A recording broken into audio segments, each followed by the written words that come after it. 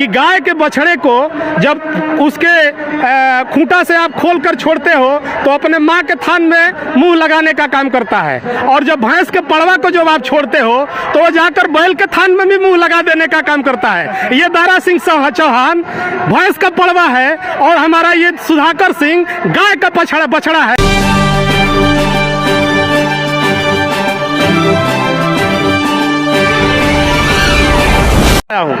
और ये जो घोसी का चुनाव हो रहा है, यहाँ से माननीय सुधाकर सिंह जी चुनाव लड़ रहे हैं समाजवादी पार्टी से।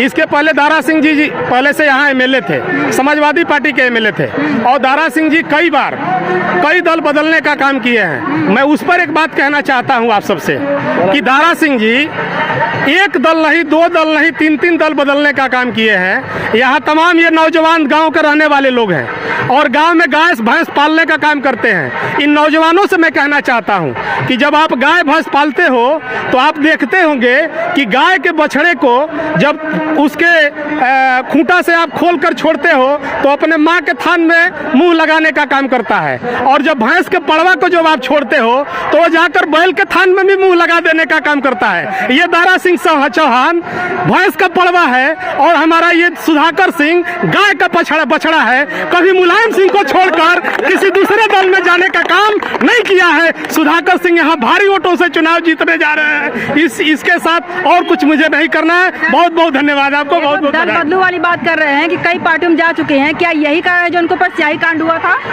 दल बदलू स्याही का कारण सिर्फ ये नहीं था, स्याही का कारण ये भी था कि माननीय सुधाकर सिंह जी को यहाँ के लोगों ने जो सम्मान दिया, जो बूथ पर लड़ने का काम किया, भारतीय जनता पार्टी की सरकार से लड़ने का काम किया और लड़ करके उनको दो हाथ करके भारतीय जनता पार्टी की सरकार से और यहाँ से एमएलए बनाने का काम किया। आप समझिए, जब लोग एमएलए बनाते हैं, एक नेता बनाते हैं, तो पता नहीं कितने नौजवानों का जीवन खराब होता है और उसके बाद एक नेता पैदा होता है। और जब वो नेता यहाँ से एमएलए बनता है और बनने के बाद भारतीय जनता पार्टी से दो हाथ करना पड़ता है, तो वो पीछा छोड़ा करके, पैर उठा करके इस सरकार से भागने का काम करता है। सरकार से लड़ने की जरूरत नहीं कर रहा है। क्यों नहीं लड़ पाता? क्या कारण होगा? इसलिए नहीं लड़ पाता है कि वो कायर है, वो मलाई काटना चाहता है, वो मंत्री बनना चाहता है, भारतीय जनता पार्टी की सरकार में जाकर मंत्री बनना चाहता है। एमएलए तो वो था ही, एमएलए का चुनाव लड़ने की क्या जरूरत थी? अब तो जरूरत थी समाजवादी पार्टी के वर्करों के लिए जमीन पर लड़ने की जरूरत थी,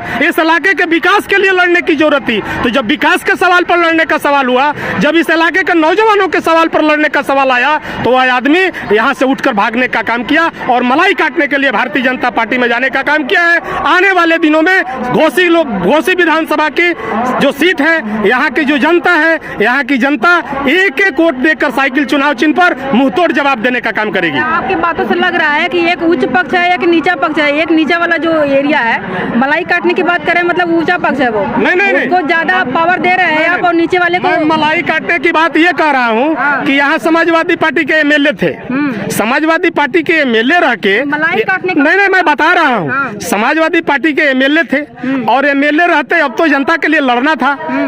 भारतीय जनता पार्टी में सिर्फ इसलिए गए हैं कि वहाँ चलेंगे, वहाँ से एमएलए होंगे, मंत्री बन जाएंगे, और जब मंत्री बनेंगे तो मलाई काटने का समय मुझे मिल जाएगा। अगर सपा में मंत्री बनेंगे तो नहीं मलाई काटेंगे? सपा की सरकार नहीं है अभी मंत्री कैसे बनेंगे? अगली बार तो हो सकती है ना? अरे अगली बार हो सकती है, उतना ये चीजें होती है कि पार्टी आपने चेंज कर लिया, आप उसमें मलाई काटने पे नहीं आप बात कर रहे हैं। मलाई काटने का मतलब क्या होगा? अभी इस पार्टी में रहती है, इसकी भी सरकार आती है तो भी मलाई काटते हैं। उतना देर तक वो इंतजार नहीं करना चाहते हैं, वो अभी सरकार में शामिल होकर मंत्री बन करके लूटना पाटना चाहते हैं, धन दौलत पैदा करना चाहते हैं। मलाई काटने का ये मतलब है। आप ये कहना चाह रहे हैं कि जिसकी सरकार होगी उसके पार्टी में जाकर के मलाई काटेंगे, काम करना होगा तो नहीं करेंगे, आप ये कहना चाहते हैं? मैं यही कहना चाह रहा हूँ। तो क्या ये जो राजनेता होते हैं, इनकी छवि थोड़ा बिगाड़ नहीं रहा है? क्योंकि हर राजनेता लगभग ऐसा ही करता है। नहीं, हर नेता ऐसा नहीं करता है, समाजवादी पार्टी ऐसा नहीं करती है। समाजवादी पार्टी जनता के बहबूदी के लिए, जनता के विकास के लिए काम करती है, वो मलाई काटती है। दूसरी बार मुख्यमंत्री के लिए योगी जी कैसे जीत गए थे?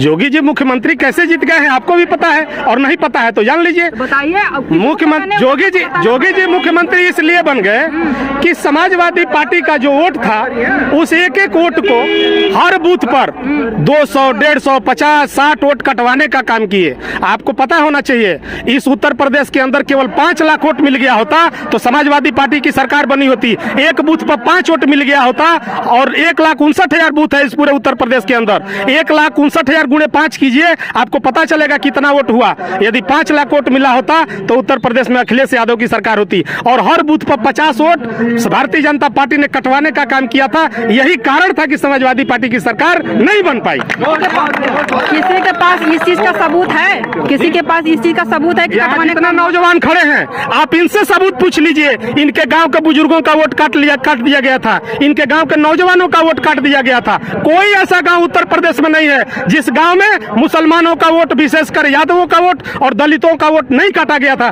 बताइए, आप सबसे पूछना चाहता हूँ, बूथ पर वोट काटा था कि नहीं काटा था? यही कारण था। तो आने वाले चुनाव में भी तो ऐसा हो सकता है कि वोट काट लिया जाए ताकि जो है कि दूसरी पार्टियां है वो उनको जितने आने वाले दिनों में समाजवादी पार्टी भारतीय जनता पार्टी के भारतीय जनता पार्टी तो वही रहेगी जो बूथ काटती है। भारतीय जनता पार्टी के हर कुकर्मों को पहचान गई है। हम लोग यहाँ तक कभी दिमाग नहीं दौड़ाए थे कि समाजवादी पार्टी का ये भारतीय जनता पार्टी वोट कटवाने का काम करेगी। अब हम लोग हर सवाल पर खड़ा रहने का काम करेंगे और जहाँ जहाँ जैसी जरूरत पड़ेगी भारतीय जनता पार्टी का मुंह तोड़ जवाब देने का काम करेंगे। और कुछ कहना चाहें? नहीं चल रहा है। बहुत बहुत शुक्रिया वीडियो देखने के लिए।